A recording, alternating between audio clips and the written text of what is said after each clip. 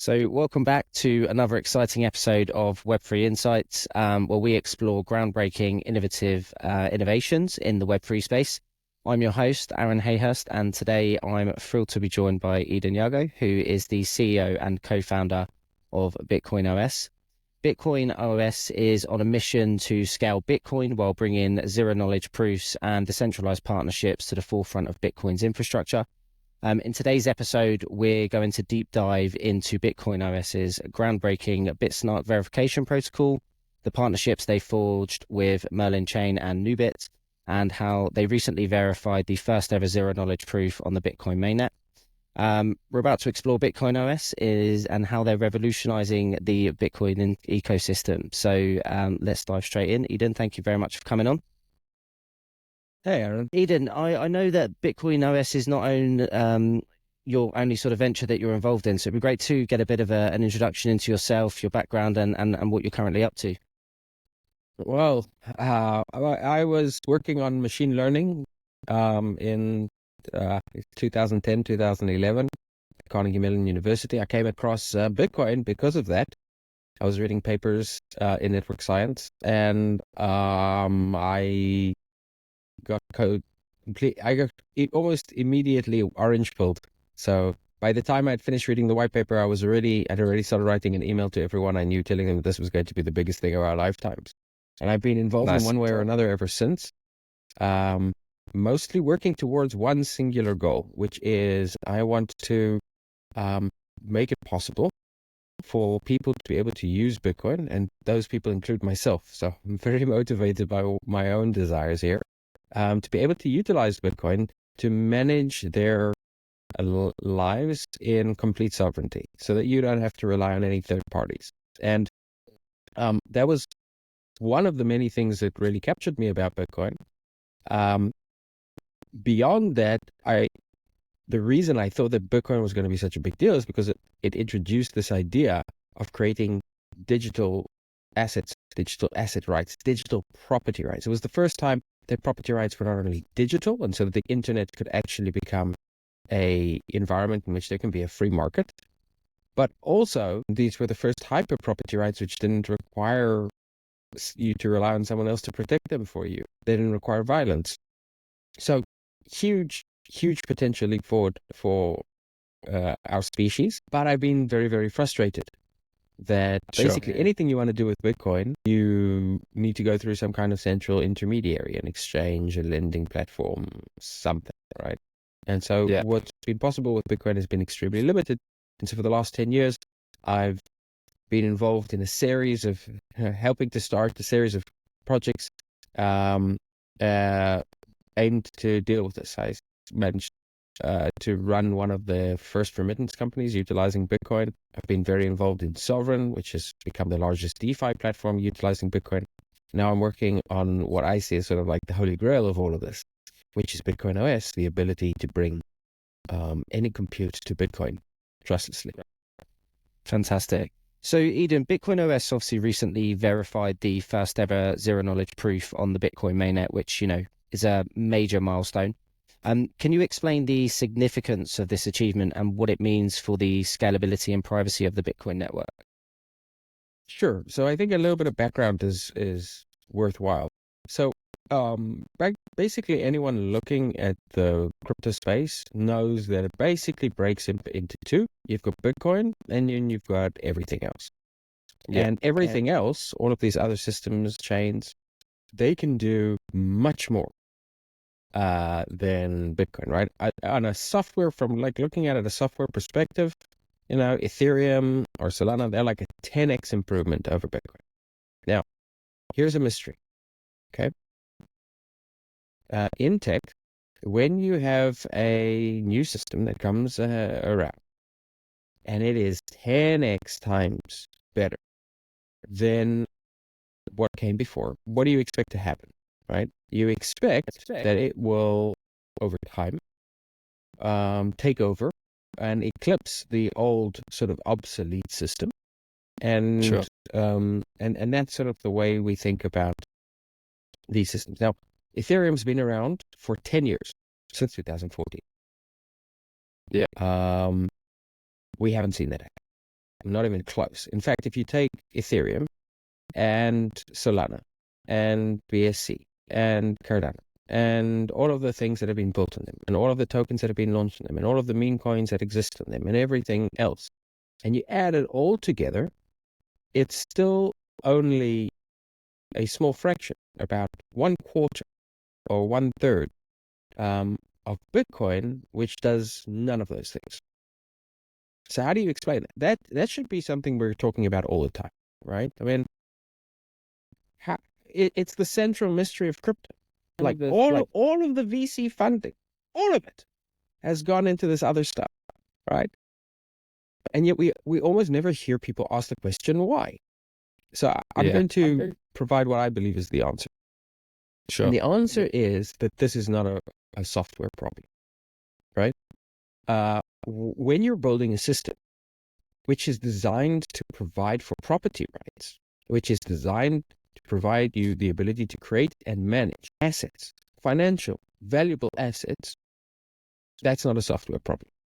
That is a reliability problem, right? That is a rules problem. Okay. That is a problem of, can you trust the system not to screw with you, not to change the rules on you, not to confiscate from you, not to do any of those things, not to be controlled by someone else who has an agenda, or is able to tilt the playing field against you ever so slightly. And also, you need to be sure that it is going to be around for 10 or 20 or 30 or 50 or 100 years. Because when people think about the things that are most valuable to them, their house, their pension, their savings, the inheritance that they want to leave their children, these are all things that last for a lifetime. And large institutions, when they make large investments, they're making investments for 50 years, which will only pay themselves out over 50 years. They're holding government bonds that pay out over 30 years.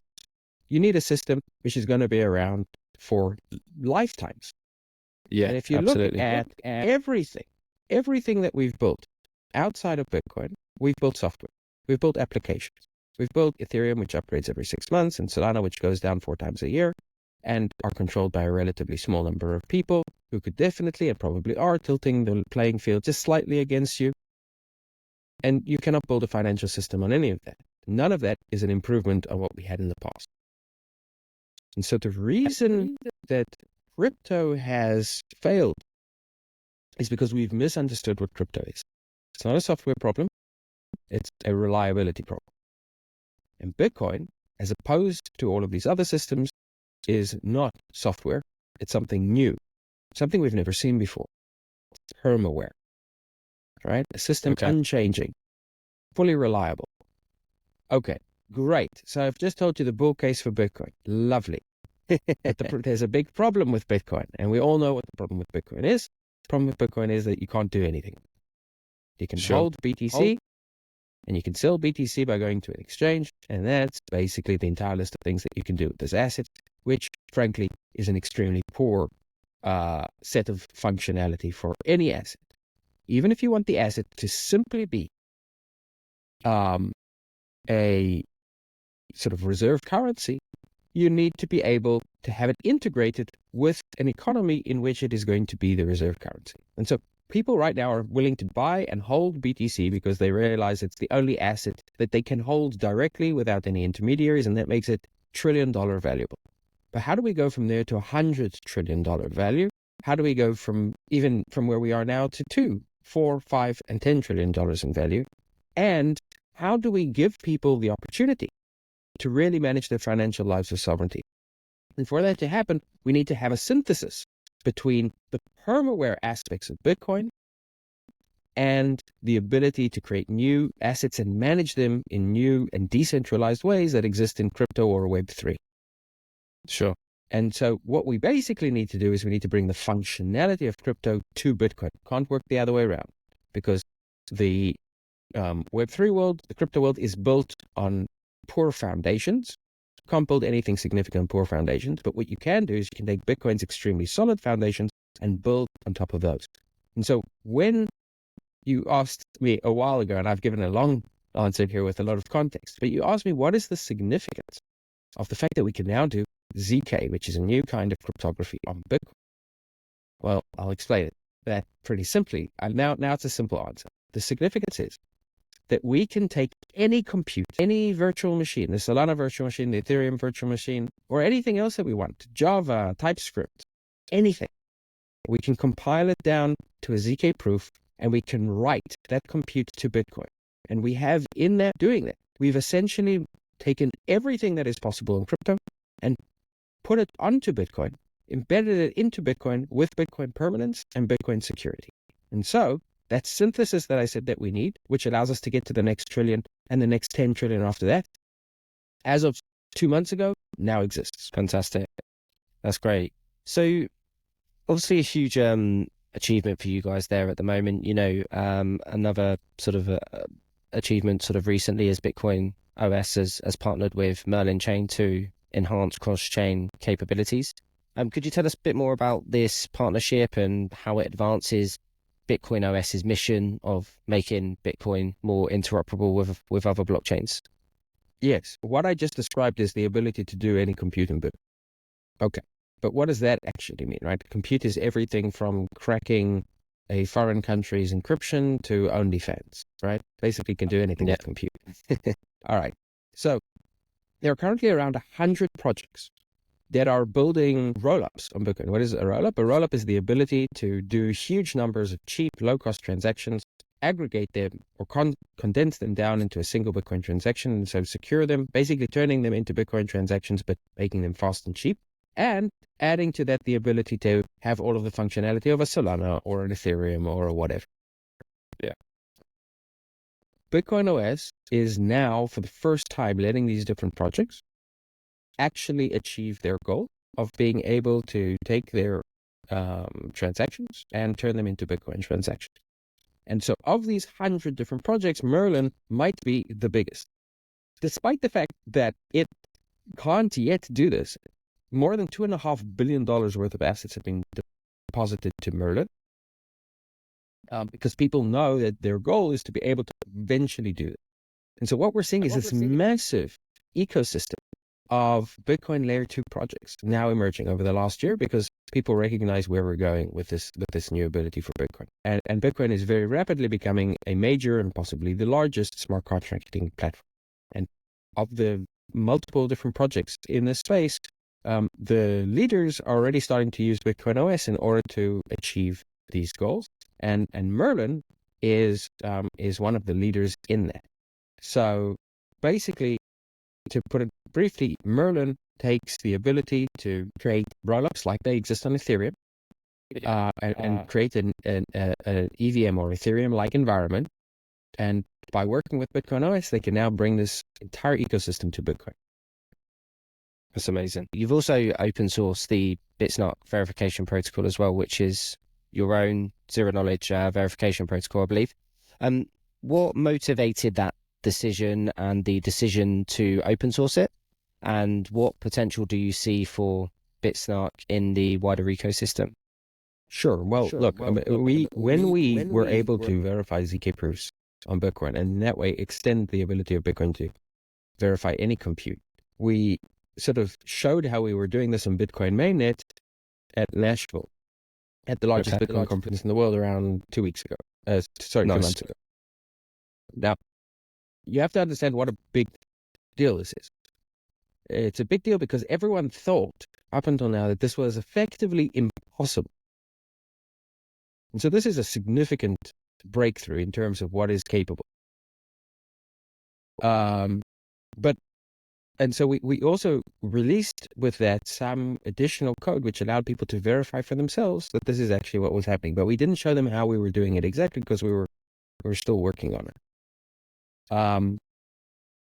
By open sourcing this now, we've given any developer with the appropriate skill set the ability to actually go and do this themselves, right? So now anyone can do it.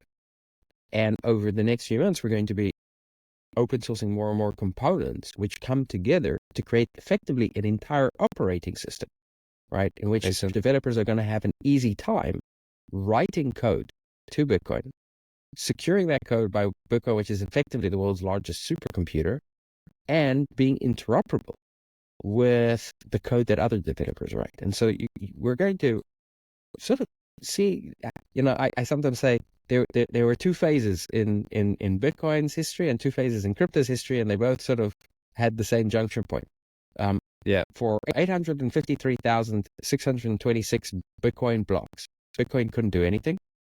And then in block 853,626, we verified ZK proofs on Bitcoin for the first time, and now Bitcoin can do anything. And so developers are just catching up to the sort of implications of this, but the next year is going to be wild. It sounds it. It sounds it. I mean, that's incredible, that number in itself that you just mentioned there. So, it's amazing. So zero knowledge proofs are obviously playing a bigger role in the scalability and privacy across different blockchains. How does BitcoinOS plan to leverage zero knowledge proofs sort of further to improve Bitcoin scalability and security, and especially, as it continues to grow? Well, I think there are four primary use cases that people are currently looking at, which are sort of like the four things that most exciting people right now, and people are working on. One is trustlessly bridging BTC and Bitcoin assets like runes or ordinals to other chains. The other is building scalability and smart contracts into Bitcoin and basically turning Bitcoin into a roll-up system by building roll-ups directly to Bitcoin. The third is programmable tokens on Bitcoin. So now the ability to turn Bitcoin from a special system just for BTC into a general system in which you can build any type of asset, from real-world assets to DAO tokens to staking tokens, can all now be built on Bitcoin. And then the fourth is natively private transactions. So for the first time, we're going to have the ability to transact with Bitcoin and other assets, to do so in a way where you can preserve the privacy of your transaction and financial history. Amazing. So moving on, another exciting development for you guys is the partnership with Nubit, which, is expanding the utility of BitcoinOS's protocol. But how does this collaboration exactly help scale Bitcoin further? And, what are the long-term implications of this partnership for the ecosystem? Well, one of the things that's going to happen is, as people are generating all of this new activity on Bitcoin, there's going to be a lot of data that is created, right? This is data about like history of transactions, data about the history of smart contract activity, data about the votes that happen in DAOs, about data around all kinds of things. Storing all of that data on Bitcoin will be very expensive and inefficient. And so there are also projects that are working with BitcoinOS to create new ways to secure this data utilizing Bitcoin without having to put it on the Bitcoin chain. One of those projects is Nubit, who basically have a data availability layer, or basically a database built on Bitcoin, which is sort of like an open database that people can begin to use. You can imagine a scenario in the future, right, where we basically redesign the internet as Web3 has always said it would do, but we can now do sort of on a practical basis with Bitcoin. And so more and more of people's not just financial lives, but digital lives become decentralized through this operating system that is BitcoinOS. Amazing. As BitcoinOS continues to evolve with new protocols and partnerships, what do you see as the future of decentralized technology on Bitcoin in particular, and how are these sort of innovations going to shape Bitcoin's role in the broader Web3 landscape? My view is that the reason that we've seen crypto basically be limited to Ponzi's, speculation, and a giant casino is not because there's no desire to do other things with it. It's because the actual infrastructure was inappropriate for anything else. Right? The infrastructure was systems that are very ephemeral, or maybe you would want to call it ethereal, right? Here today, gone tomorrow, here today, changed tomorrow. And so only relatively short-term activity made sense on them. So people have been talking about real-world assets on blockchain, including banks. We had, in one of my companies, our customers were 6 of the 10 largest banks in the world experimenting with real-world assets. Nice. But we weren't ready. And the reason we weren't ready is because think about just the simplest real-world asset, the most valuable one, right? Which is a mortgage, right? I want to take out a loan and buy a house. Okay, so I put Bitcoin into Aave, and I borrow some money and I use it as a down payment on the house. But now I need to borrow more money to pay the rest, right? That's how a mortgage works. So what do I need to do? I need to tokenize the house, and against that I can borrow USDT and pay it off, right? Okay, fantastic. This would be super liberating. All of us in crypto would suddenly be able to afford houses. How awesome would that be? But no one's done it. Why? Okay, the reason is because you're not going to take a house with a 35-year mortgage and put it on Ethereum, because Ethereum's not going to be around in 35 years. So where's your house going to be? What's going to happen to your mortgage, right? So basically, by having a system like Bitcoin, which we know is going to be around probably for hundreds of years, which is basically like a law of nature, suddenly use cases which we've been talking about for 10 years become a realistic option. And that's super cool. I think we're basically opening the door now to all of the fantasies that we've sort of been hyped up around for the last 10 years about crypto. A lot of them are finally becoming possible. And not because the software wasn't available, but because the firmware wasn't available. Okay, great. So for yourself then, I mean, what is it that excites you most about the future of BitcoinOS? For me personally, it's, look, I've been accumulating Bitcoin for 13 years. Yeah. And I've sold Bitcoin exactly 0 times in those 13 years. Because for me, this is the, I'm not buying it for me. I'm buying it for my kids and the grandkids and the family and everyone. Yeah. It's not mine, right?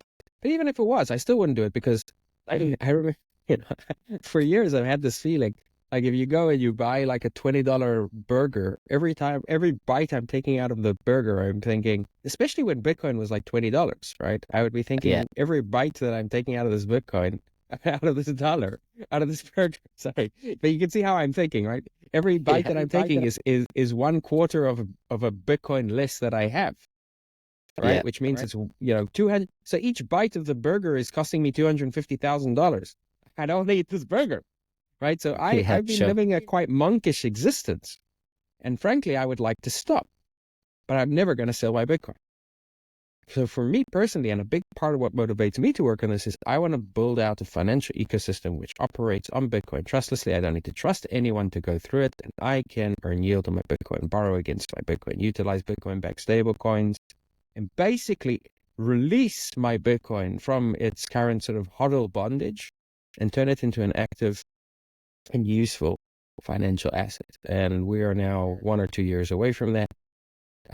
This is why I was working on Sovereign and have already sort of been able to partly unleash my Bitcoin, although not in a fully trustless way, by building the largest DeFi platform in Bitcoin. But I've put in a lot of hard work for many years, and I've made some wise investments, and I've been extremely patient with them. And a year or two from now, I'm going to be able to at least enjoy some of the fruits of that labor. Absolutely. Patience is key. Well, just specifically on that as well, as a bit of a call to action, I mean, how can developers and the broader community get involved with the innovations that you're working on? Well, first of all, I think, you can just follow BitcoinOS on Twitter, go to the BitcoinOS website and register to get updates. There is so much that is going to be happening over the next few months. It's very, very exciting. Beyond that, if you are a very strong developer, we are looking for very, very strong developers. And if you're any kind of developer at all, we can make it really easy for you to finally start building on Bitcoin. So we're open sourcing more and more code all the time. We're putting out more and more documentation to make it easy. Now is the time to get involved. The largest opportunity in crypto ever has just opened up. Right? The largest chain in the world just got all the powers of all of the other chains. This is it. This is it. You want to find, an opportunity to be new to Bitcoin, to be sort of early to Bitcoin again? It's now. Fantastic. That's amazing. It sounds incredibly exciting. That's obviously a wrap for today's episode and our deep dive into the world of BitcoinOS with Edan. We've covered, obviously some groundbreaking topics there, from the first ever zero knowledge proof on the Bitcoin mainnet to the impact of BitSNARK verification protocol and the strategic partnerships with Merlin Chain and Nubit. Obviously a huge amount going on. It's incredibly clear from listening to you, Edan, that BitcoinOS is at the forefront of innovation in scaling and in enhancing Bitcoin's infrastructure. And I'm incredibly excited myself just from listening to you now, just to, sort of watch this space. So thank you, Eden, for coming on and sharing your insights today. For our listeners, if you want to stay up to date with BitcoinOS, as Eden said, go and give them a follow on Twitter, on LinkedIn, check them out and be sure to follow them on all the social media and keep an eye out on the exciting developments that are ahead. And as always, don't forget to like, share and subscribe to Web3 Insights for more episodes with industry leaders pushing the boundaries of decentralized technologies. Thank you for tuning in and we'll see you next time. Thanks, Eden. Thank you.